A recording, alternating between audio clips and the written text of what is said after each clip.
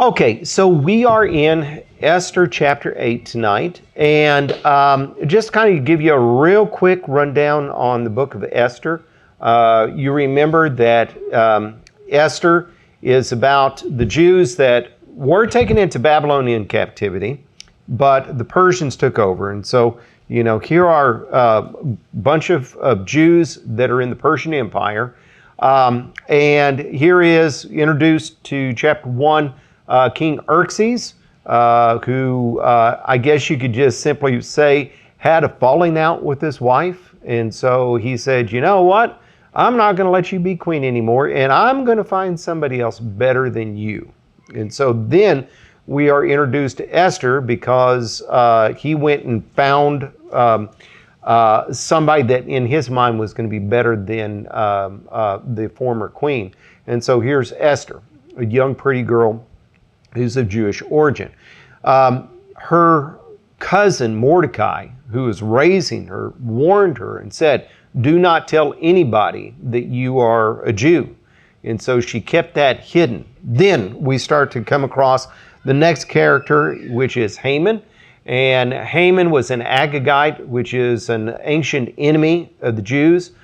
He was second in command to Xerxes. And Mordecai did not honor him by bowing in his presence because of that. So from that, Haman got upset, and he devised this plot where he was going to exterminate all the Jews in a single day throughout the kingdom, and kind of hoodwinked the king into agreeing to this. And so then we see that Mordecai goes to Esther. Esther goes to the king. Esther asked the king, to come to a banquet. He comes with Haman, and then she says, come to another banquet. And we can see that God's working is all in the life and everything going on. But one thing that I've brought up time and time again is even though we see God working in the book of Esther, the book of Esther is unlike any other book in the Bible where God is not mentioned. And so he is there, he's very present, but it's from a perspective of God is doing this, and he's really just simply kind of there in the background. And I think that's very much similar to the way that we are in our lives. I mean, God can be very close to our hearts and close to our minds. But we don't really see God just come right out necessarily and just jump right in and do things, right?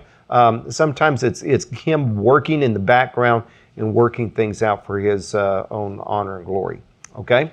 So then what we see is that here's Haman, and he's on cloud nine and starting to really take off. But we see that Mordecai is recognized instead of him. And then we see that Esther invites him and the king to the banquet. And then Esther pleads for the life of her and her people. And the king says, well, who is it that's done this? And she says, it's this man, Haman. And so from that, we see that Haman is executed, and now we turn to the rest of the story. Okay? Now, anybody have any questions on things up to this point? No? Okay. So, chapter 8, looking at the first couple of verses in chapter 8, we see that this is really just kind of following along with what just happened with Xerxes and this banquet, finding out about Mordecai, or finding out about Haman, having him executed and everything. And so I really feel like, those couple verses in chapter 8 really kind of belong in chapter 7. But it says, that same day, King Xerxes gave Queen Esther the estate of Haman, the enemy of the Jews, and Mordecai came into the presence of the king, for Esther told how he was related to her. The king claimed from Haman and presented it to Mordecai. Wait a minute, let me see. Now I can see a whole lot better after putting on my glasses. Imagine that. Okay, verse 2. The king took off his signet ring, which he had reclaimed from Haman, and presented it to Mordecai, and Esther appointed him over Haman's estate. Okay, so this kind of rounds out about Haman, right? And so here we see that Haman is executed. And then what happens following that. And keep in mind that there in the very first verse, that same day. And so, we go back to chapter 6, 7, and 8 is really a very quick succession of what's going on. As far as Esther inviting the king, as far as Haman, first of all, being exalted and bragging and then being humbled, and then all of a sudden Haman being judged. And then that very same day, we see that everything that was of Haman is now given over to Esther and given over to Mordecai. One little note that I've got in my study Bible is that Herodotus and Josephus both kind of mentioned that it was a custom among the Persians that if somebody was a traitor, then the king would take their property. Okay? And so it kind of makes sense of what is going on here, because in a sense, Haman was a traitor in the fact that he really kind of deceived the king into that action. And he was doing it for his own regard. He was not doing it for the kingdom, the good of the king, the good of the kingdom, anything like that. And so he was taking this personal vendetta out. Okay? And so in that regard, he's a traitor. And so in that regard, what has happened is that the king just simply takes all of the estate of Haman and says, okay, Esther, it's yours. You can have it. Now, if you recall back when Haman was talking to the king, you remember that he had, and I forgot the figure, but it was like 300 and something tons of silver that he had promised. And so whether or not he was talking about the amount of money that was going to be coming into the treasury or, own personal wealth, Haman was a man of great power, great wealth, great prestige. And so if you can think that all of a sudden, all of that estate is now going to be going to Esther, and Esther is appointing Mordecai over that estate, that really is quite a chain of events that's going on there, right? Okay. So we look, chapter 8, verse 2, and the book of Esther is over, right? Wrong. If you think about it, if you look at it as a story, right? And it is a story, it's a truthful story. But if you were to look at it as a story like, Hollywood movies, everything like that, wouldn't this be the conclusion of the matter? There might be just a little bit, of what happens to Esther and Mordecai in the future, but this pretty much is it from our perspective. But if you think about it, this isn't it, is it? Because we've really got the remaining problem out there in the future. I know that Haman, the enemy of the Jews, he's been executed, and we think that this is the end of the matter, but it really is not. Because what is going to happen is that the plan that Haman enacted is still there, and the hatred that Haman was tapping into is still there, and everything is still in motion for this genocide to take place. And so even though Haman is done, the problem is still there. And I think that, there really is kind of a lesson to be learned for us, and that is that we think that so many times the person that we are dealing with is the problem. And if we can somehow defeat the person, the problem is going to go away. But guess what? It doesn't work that way, does it? And the reason why is because, as what it says in Ephesians chapter 6, we don't wrestle against flesh and blood, but against the rulers, the principalities, and the spiritual powers of wickedness and darkness. There are demonic forces that are in place. And I think that if we were to be able to see the extent of the battles that take place between angelic forces and demonic forces, and we were to see how all of these things, kind of plays itself out into to our lives, I think that we'd be pretty shocked, you know. And when you look at, for example, on the grandeur of the world stage, I mean, you can see it. You can see, okay, why does somebody like Putin, how is he able to take power? How is, you know, these countries able to grow? How are these entities able to do what they do, and we really can't seem to defeat them? And you look at it in that regard, and you can see, yeah, there really is some great satanic forces at work. But you can even look, you know, right here into, you know, just the current everyday goings on of things. You know, Sunday, when I brought up that definition of church, Merriam-Webster's dictionary, I also had a definition of another word, ecclesiastical, that we didn't get into. But in the you go on down, and in the definitions of like ecclesiastical and church and things like that, they had excerpts, and I'm sure that it was taken, you know, out of AI just going and scanning the web and taking recent writing examples and putting it in there of how the word is used. And as I was reading it, all of the connotations were negative. You know, it was like, you know, somebody was arrested after going to church. You know, the sheriff was called from the church. I mean, it was just all these negative connotations involved in that. And I was just like, man, and, you know, and I know that there wasn't somebody there probably intentionally doing. I actually don't know, but I bet it wasn't somebody there. I imagine it was just simply AI doing it, right?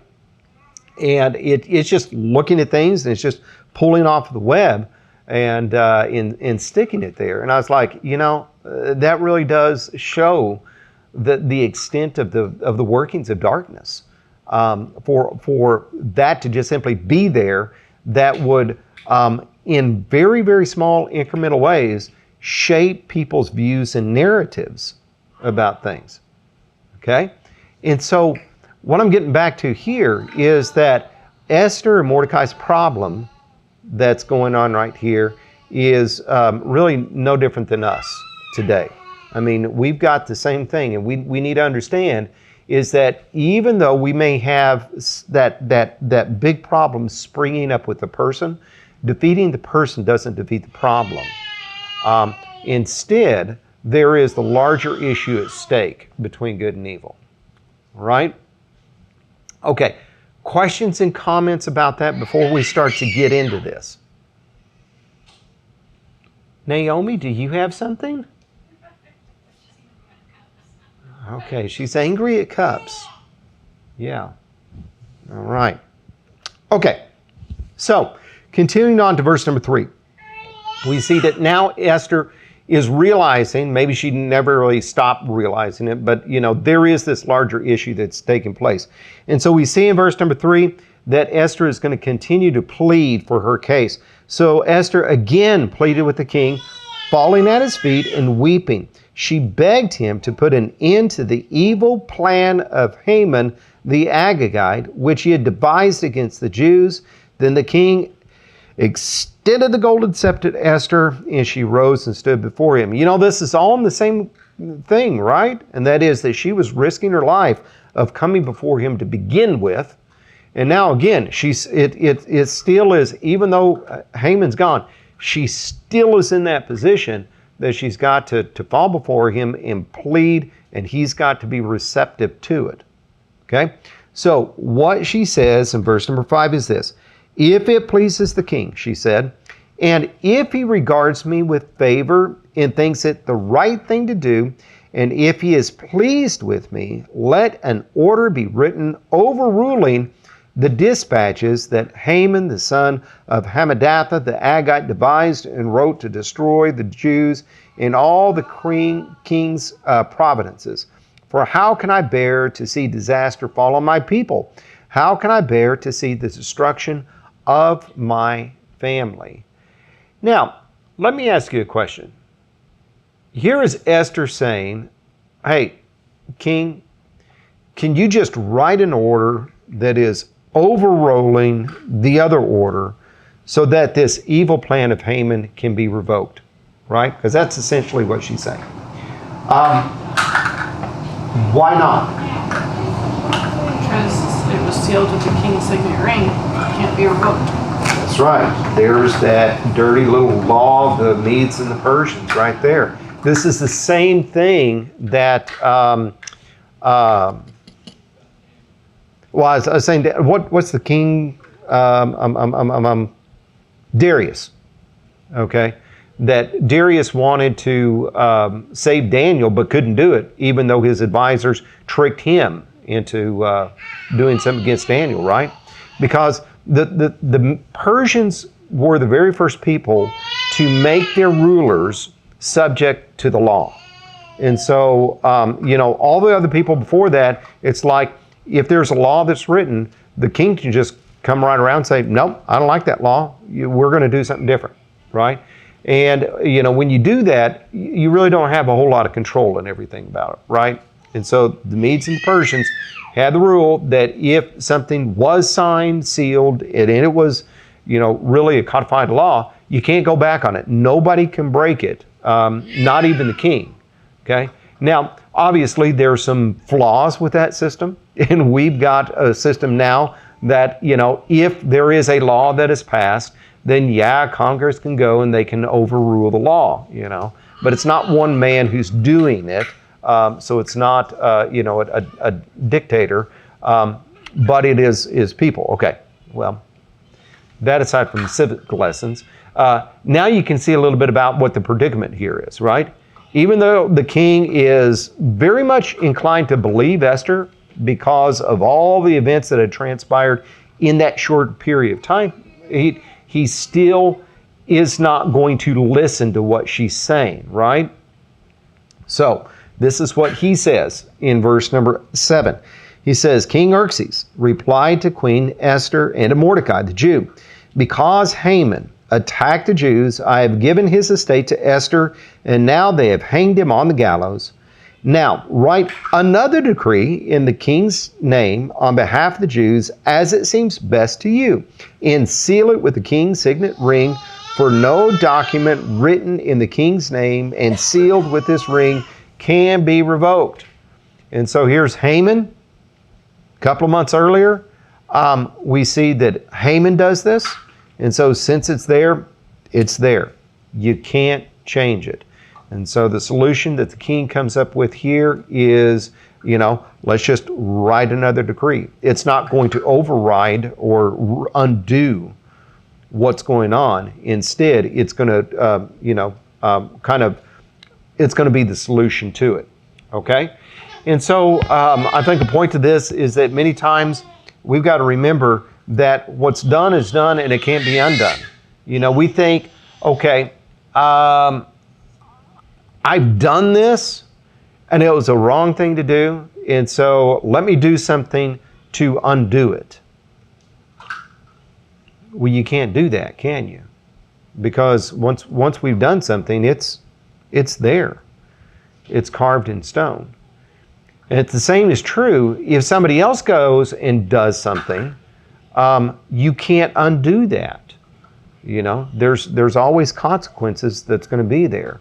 There are things that we can do to change consequences, mitigate consequences, make up for consequences. But at the same time, whatever's done is done, and what has been done really can't be undone in this case in point. Okay, so we see that in verse number 9, this counter plan is put into place. By the way, I'm kind of going fast. Anybody have any questions at this point? I feel like I'm on a roll and rambling. No? Okay, well, we'll just keep on going then. Okay, so in verse number 9, what we see is that at once the royal secretaries were summoned on the 23rd day of the 3rd month, the month of Sivan, and they wrote out all Mordecai's orders to the Jews and the satraps, the governors, and the nobles of 127 provinces, stretching from India to Cush. Now, we see that we've got a timestamp there in verse number 9. if we go back and we look at the timestamp that is when Haman devised his plan, do you remember the month in which this genocide was going to take place? Because they cast lots for it. 12th month. What's that? 12th month. The 12th month. And do you remember when he goes and he writes the edict? The first month? The first month. We're not going to worry about the day. We're just going to concentrate on the month, right? And so the first month. So now we've got the third month. And so we've got like 2 months that's transpired. So in that 2 months, he's gone, he's written the edicts, he's written them to all the different providences, right? He's put them on the couriers. The couriers have gone out. We've got a kingdom that is going from India to Kush, which is down in Africa.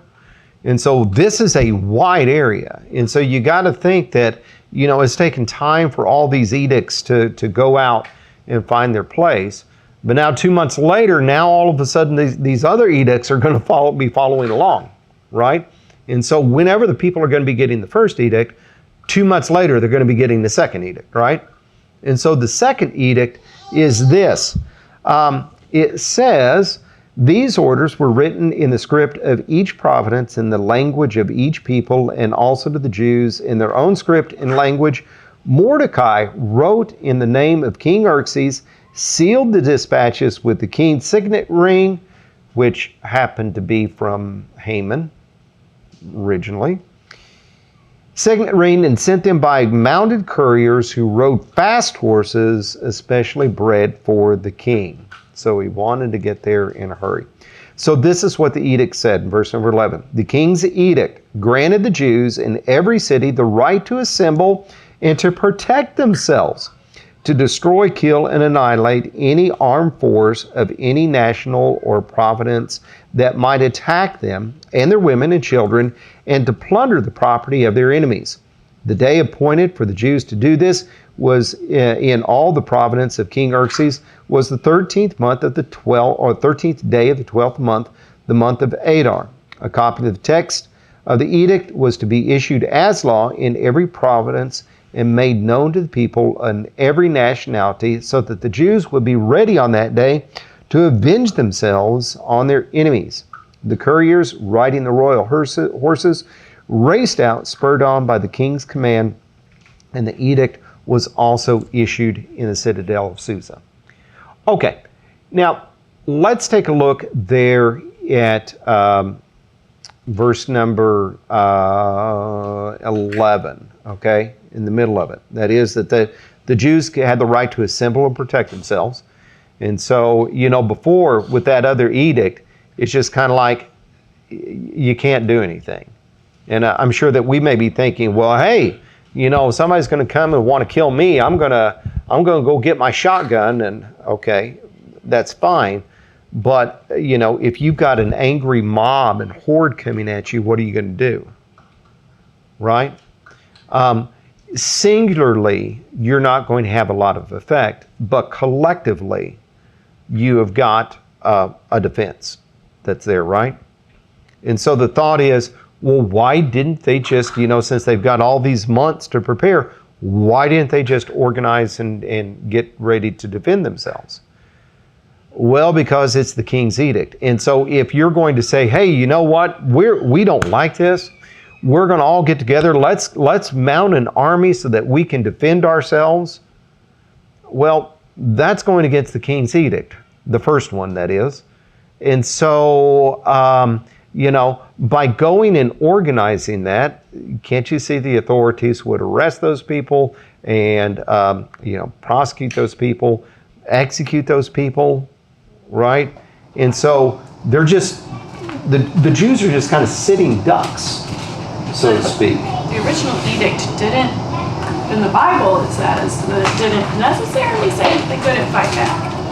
Okay. It didn't say that they couldn't fight back, but it just said to kill, destroy, and annihilate. yeah. So, but see, this is my point, is if you're doing it individually, it's not technically there, right? But if you're going to say, all right, we're going to get together as a group and do it, then now all of a sudden you're going against the edict.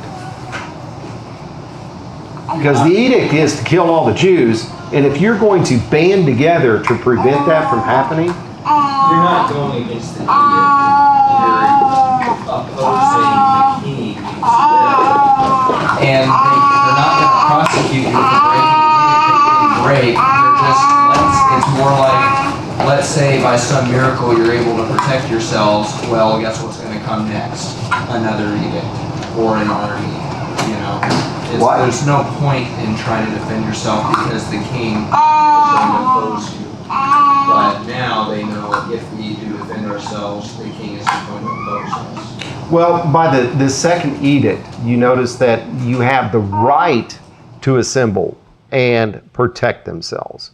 And so that's implying that before you didn't have the right to assemble and protect yourself. Now you've got the right to assemble and protect yourself.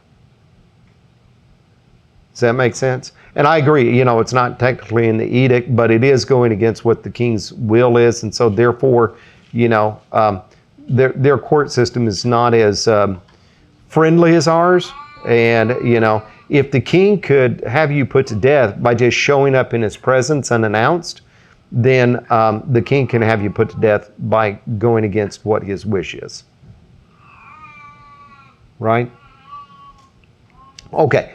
Looking at verse number 11 and going back and taking a look at chapter 3 and verse number 13.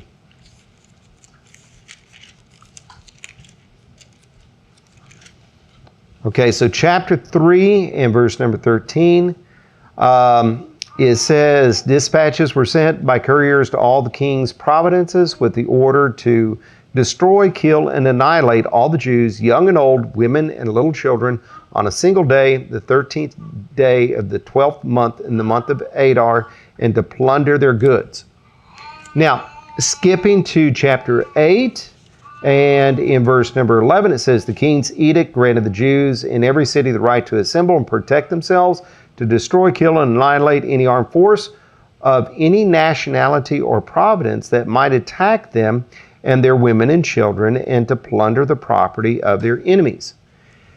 My question to you is this: what are the similarities between these two edicts, and what are the differences? Same day.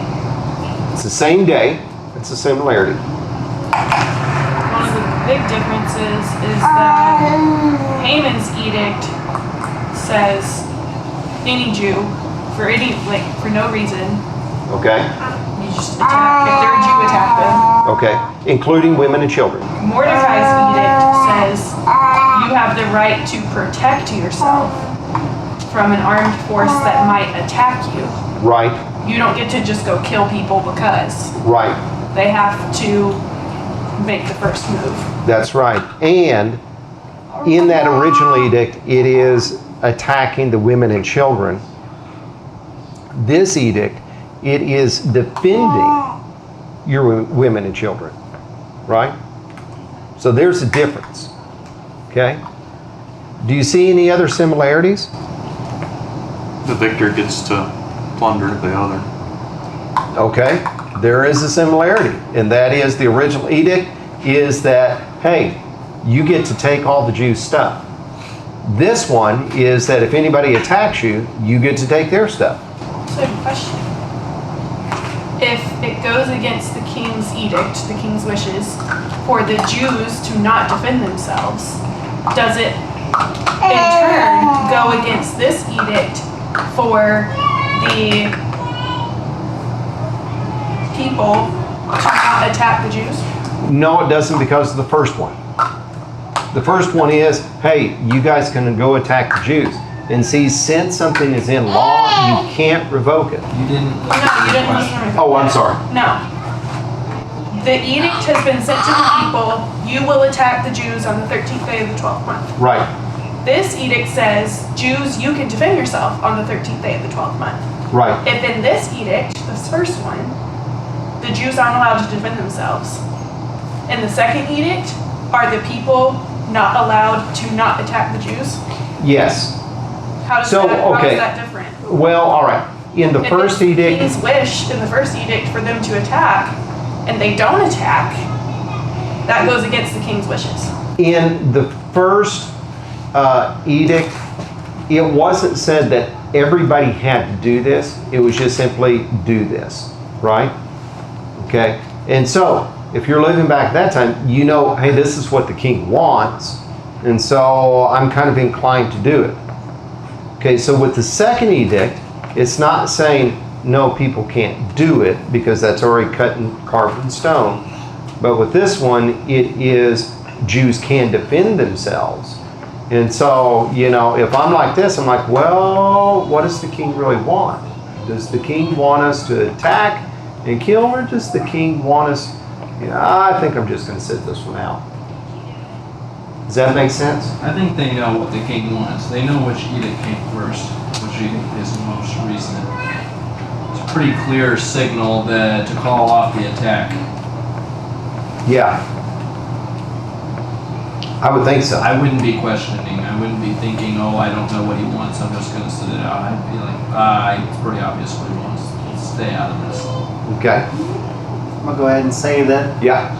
one of the biggest similarities that I see in one of the oldest precedents within the Bible is that both of them are on the 12th, which basically 12 is I know that 12 is a very good sign within the Bible.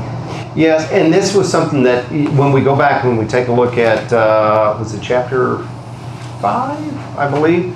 They cast lots, and the lot fell on that day. And so Haman and his wife and his friends, advisors, they were saying, when are we going to do this? Let's cast the lot. And in their minds, they were thinking, God is behind the lot. God is behind what we're doing. But obviously, God is not behind what you're doing. Okay? And so, yeah, it is the 12th day. And the second one is the 12th day because you obviously want the defense to match the attack. But it is the 12th day. Also, when Haman went to the king, he didn't say the Jews. He said the people against you. Right. So if the king's advisors or those other ones close to him explained to him, hey, Haman had the signet ring, so he specifically said Jews. But again, the king's like, he didn't know it was the Jews. Yeah, but see, that doesn't matter because it was signed and sealed. Yeah. I mean, that is where Haman tricked the king. But don't you think maybe then when he was gone, somebody in the king decided to let Mordecai take care of everything. Somebody explained to him, yeah, well, remember when you said... I think he realized it. Okay. Well, I mean, that's what we were looking at last week with Esther. And, you know, Esther's saying, I'm pleading for my life, the life of my people. And, you know, well, who is this? We're kind of looking at this backwards in that the king's not really telling anybody anything. Haman came to the king and said, hey, there's these people that have a problem with you. I want to do something about it. Can I go and make this law against these people so that we can get rid of them to protect you? And the king's just like, well, yeah, I don't like anybody that's getting me. Go do whatever you need to take care of them. Mm-hmm. And then Haman's like, okay, I have the authority now to write this letter against these people. I didn't tell them the people, but he told me I could write it. So I'm going to put in it specifically the Jews. So got to be specific here. And so this is really kind of and the edict itself, it's not really you have to go and do this. It's hey, if you go, I mean, normally murder is wrong in a society. Right. Basically what this edict is saying is, hey, on this day, you have free reign to go murder any Jew you want to. You have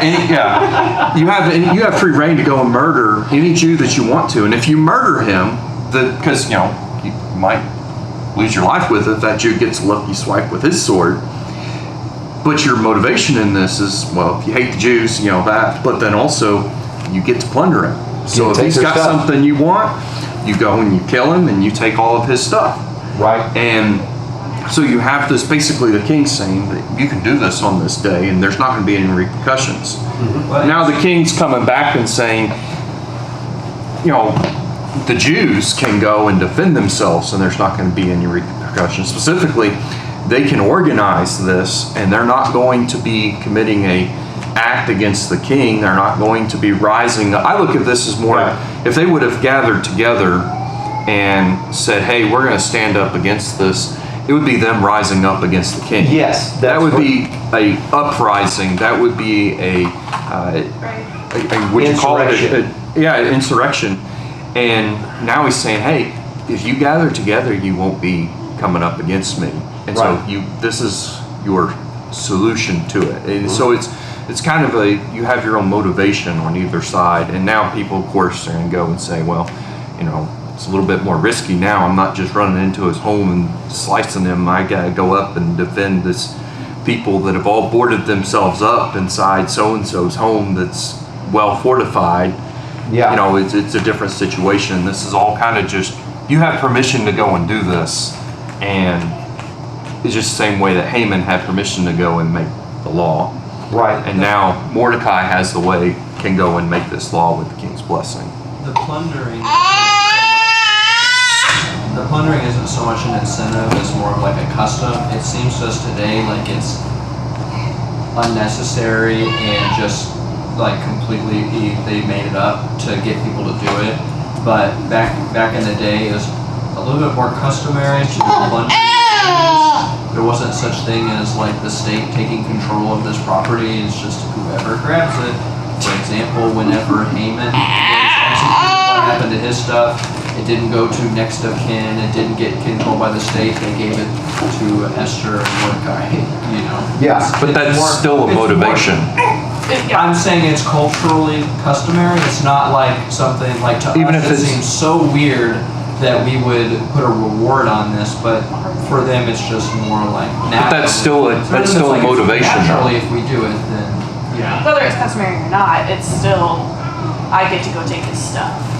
I'm just saying Haman wasn't thinking like, ooh, and if I slip this in there, then that'll really get him to do it. It was probably automatic, like he's just clarifying, yes, this is what you would expect to happen. Well, as we're going to see in the next chapter, the plundering of the stuff might have been icing on the cake, but it's not the main motivation. The main motivation is going to be hatred of God's people. Another big difference I see in that verse is that it says it was written also in the Jews in their own scripted language. It doesn't say that about the other one. Well, that's true, and it makes sense. I mean, why would you write that to the Jews of you can go kill Jews? So I think one thing that, to me is the most obvious thing that none of you have said is that he says to destroy, kill, and annihilate. The original edict, destroy, kill, annihilate. This edict, destroy, kill, annihilate. Okay? And so it is an equal pairing here. The original one, you can destroy, you can kill, annihilate. Now Jews, you can do the same thing. Okay? All right. Now, continuing down to, anybody else got anything, by the way? Okay. Continuing down into verse number 15, it says, Mordecai left the king's presence wearing royal garments of blue and white, a large crown of gold, and a purple robe of fine linen. And the city of Susa held a joyous celebration. For the Jews, it was a time of happiness and joy, gladness and honor. In every province and in every city, wherever the edict of the king went, there was joy and gladness among the Jews with feasting and celebrating. And notice this last little sentence here. And many people of other nationalities became Jews because fear of the Jews had seized them. Oh, let me see. Is God at work at all this? Yes. And what is God doing? He's bringing people into his kingdom, isn't he? I like that they talk about the reaction of the city of Susa, because after the first edict, it says that they were bewildered. Right. And after this edict, they're rejoicing. Yes. And so, you can imagine, if you were a Jew at that time, you're mourning, you're lamenting, you're pouring your heart out to God. You are asking for deliverance. And then all of a sudden, the deliverance comes and the deliverance happens. One thing that we see about all of this is kind of a vindication, for Mordecai. I mean, what is Mordecai being portrayed as all the way through here?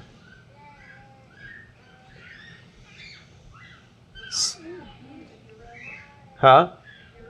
Well, I mean, from Haman's perspective, Mordecai is the filth of the earth. He's the scum of the earth. He is, somebody that is disrespectful. He's somebody that's horrible. He's somebody that needs to be executed. And so from like the kingdom's point of view, Mordecai, bad. Now all of a sudden, what do we see? Mordecai good. He's like the opposite. Mordecai good. I mean, he is leaving the king's presence. He is wearing royal garments of blue and white. What was he wearing before that? Sackcloth. Sackcloth, not even being permitted to come into the king's area, right? He's wearing a large crown of gold and purple robe of fine linen. Didn't Esther offer him royal garments and he declined? He did. I don't know about royal garments. I mean, I'm assuming royal because they're coming from Esther.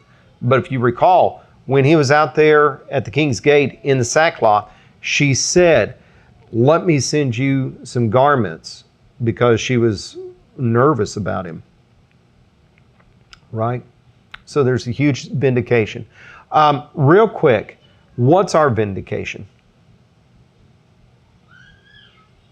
How about this? Let's take a look at 1 John chapter 3. 1 John chapter 3 and verse number 1.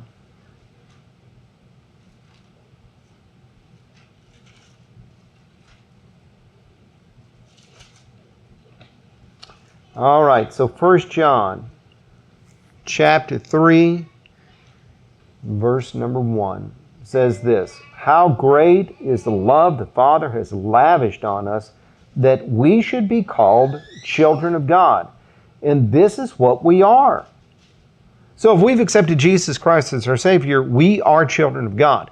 Now, stop and think about the magnitude of that. Okay? Look at rich people. The uber rich people of this earth, and look at their kids. Okay? I guess I can't really look at them directly because I don't know any of them myself personally. But, from what I would think is that, you've got a dad who is one of the richest men on this earth. You probably have a little bit of power and privilege and prestige carried along with you, right? And I'm sure that you get to do things that normal people don't get to do, and you get to have things normal people don't get to have, right? Because of just simply, you are a rich man's kid. We are children of God. Just think about the enormity and the magnitude of what that is. We have a privilege of knowing somebody as our Father that is the sovereign of the universe. It's amazing, isn't it? And it's not because of anything that we have done. It's all because of this lavish, this love the Father has lavished on us, that this is what we would call. But notice what it says. It says, the reason the world does not know us is that it did not know Him. Dear friends, now we are children of God, and what we will be has not yet been made known, but we know that when He appears, we shall be like Him, for we shall see Him as He is. So right now, the world really doesn't have a very favorable view of biblical Christians and biblical Christianity, right? I'm not saying everybody, but I mean, for the most part, the world does not really view Christians very, very favorably. And I mean, why not? I mean, if we are the children of the Most High God, why wouldn't they recognize us as being such? Well, it's because they don't know God. So if they don't know God, then they're not going to know God's children. It's like Jesus in John chapter 15, where He was saying, they hate me because they do not know my Father. If they know my Father, they're going to obey what I say, what you say. But they hated Jesus, and because they hated Jesus, that was proof of God. And at the same time, he was saying, this is going to come on you too. But when Jesus comes, that's going to be our vindication, isn't it? And so the world that may be looking at us like, you're weird, you're off, you're bad, you're Mordecai, when Jesus comes back, we're not going to be wearing a crown of gold and robes of white and blue with linen. We're going to be wearing a white robe, and our crowns we're going to be casting at Jesus' feet. Okay? So, parting little thing, we have a vindication as well. Okay, questions and comments about any of this tonight? We're getting out of here late and the door is popping open, so that means that it's good time to go. Right? Okay. All right, let's bow our heads. Dear Lord in heaven, we thank you for everything you've given us. We thank you for your blessings.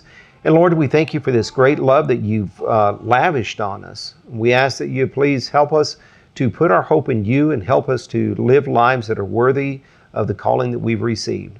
Lord, we ask that you would please be with us and be with those who are lost. Help us to point them in the right directions. And Lord, we ask this in Jesus' name. Amen.